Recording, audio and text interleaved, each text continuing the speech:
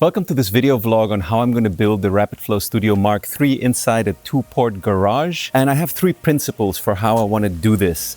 I want to buy as little stuff as possible and repurpose whatever it is that I have. The other thing is that I want to make sure that the new studio space feels kind of zen and a bit empty and has like empty surfaces, because my old studio, sometimes as full as it was with gear, everything interconnected, honestly was a bit overwhelming and distracting.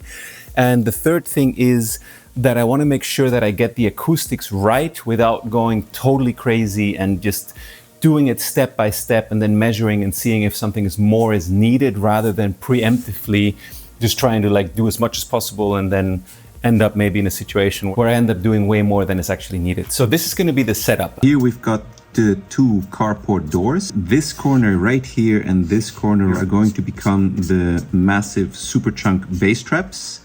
This is going to be the corner where my main studio desk will be, and here I'll have some Basotec absorbers on the wall.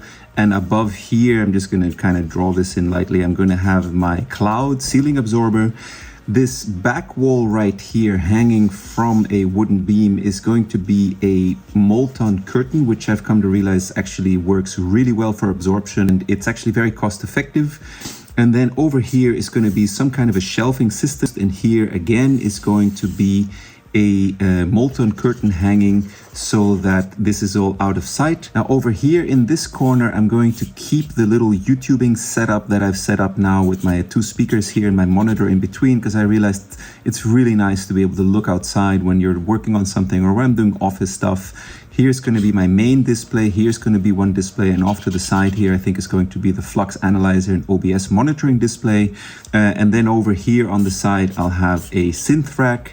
This is going to become a large seating area, and then the rest of the studio I really just want to keep it as a blank space so my son can play here and hang out, so there's just like space to move and space to think. The one thing I'm splashing out on a bit is having two Superchunk bass traps built into each of these corners. They're going to be almost 3 meters tall, 80 centimeters deep.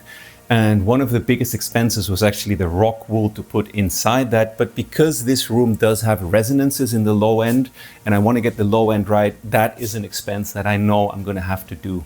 I'm not going to build a room within a room, I'm not going to buy tons of acoustic stuff, because I've come to realize that Molton Curtains actually do a great job. So that's what I'm going to be using. And the only thing really that I'm buying are these wooden slats to build the Superchunk traps with and hang curtains from the wall in such a way that I don't have to drill tons of holes in the wall. And then what I am going to be splashing out on for this studio, after much deliberation, is the carpenters are coming tomorrow and are going to be building a wooden floor into this room. The main reason for that is acoustically it's definitely better than tile, but more than anything, because this room is not insulated from below, it is a garage after all. I know that the cold, once it hits outside, it's also going to creep in through the foundations and come into the studio. So we're going to have a wooden floor laid in here, which means that today I actually have to bring all this stuff out of here.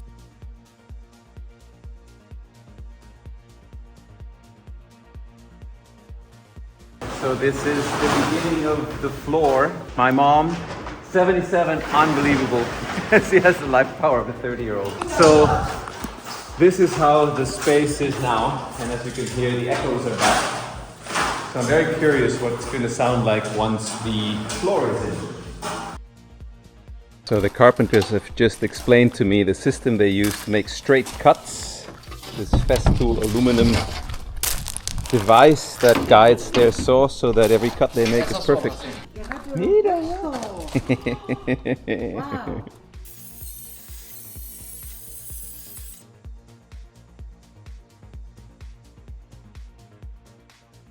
So that's it. What would have taken me the better part of 2-3 days, if even, they managed to do in 60 minutes. The floor is in. They had really pro machines and way of working where everything went super fast. All the cuts were very precise. Everything is just where it needs to be. This needs to settle a little bit. And once the wood is settled, they're going to join the plates with agrapadoras. What I can tell already now is that the room sounds warmer, which is a stupid way to say it because I know it's wood and it looks warm and stuff, but I don't have these bouncing cold reflections and echoes going around everywhere anymore. There is still a lot of bounce and low end buildup, even with the doors open between these walls, which is why they're going to be building the Superchunk bass straps for these corners in the next few days. I'm so happy I actually decided to go ahead with a floor. It just feels much more homely right now already than if I had only the bare stone from below. So the first step is now done. And yeah, I can highly recommend this construction company. I'll also link them if you're in Portugal and you need something similar done. They now know how to build Superchunk bass traps. So if you need one of those, then you should definitely contact them. And yeah, I hope this was interesting to see. I'm blown away how fast this went. I'm going to spend the next 3 hours putting everything back in the studio so it doesn't stay outside for the night. Take it easy. I'll see you on the next video. Bye-bye.